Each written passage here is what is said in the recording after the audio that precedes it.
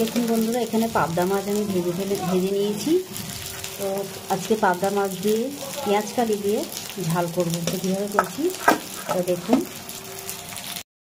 এখানে পেঁয়াজ কালি কালো জিরে দিয়ে ফোড়ন দিয়ে আমি ভেজে নিচ্ছি।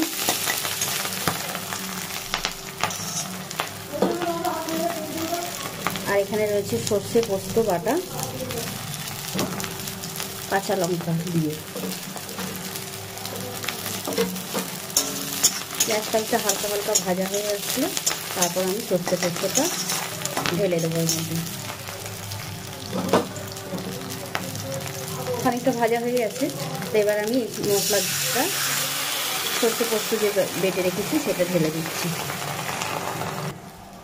বাকি মশলাটাও একটু জল দিয়ে গুলিয়ে ঢেলে দিলাম।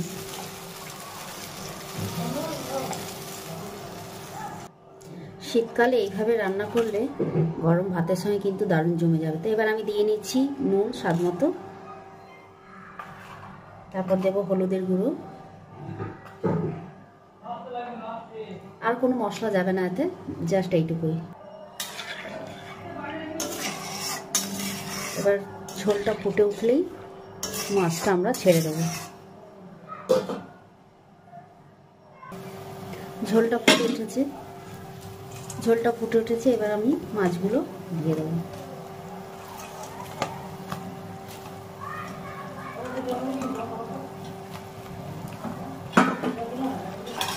শীতকালে এইরকম ঝোল একবার বানিয়ে দেখুন, ভাতের সঙ্গে খুব ভালো লাগে। ঝোলটা একটু ঘন হবে, তারপর আমি নামাবো।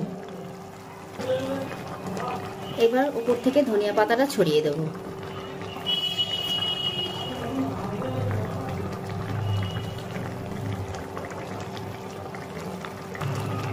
দুটো কাঁচা লঙ্কা দিয়ে দিচ্ছি উপর থেকে। তো পাবদা মাছের এইরকম সর্ষে পোস্ত ঝাল কেমন লাগলো বন্ধুরা? খুব সহজেই যেটা বানানো যায়, অবশ্যই কমেন্ট করে বলবেন। আর যদি ভিডিওটা ভালো লেগে থাকে অবশ্যই লাইক কমেন্ট শেয়ার করবেন, আর আমার পেজটিকে ফলো করবেন।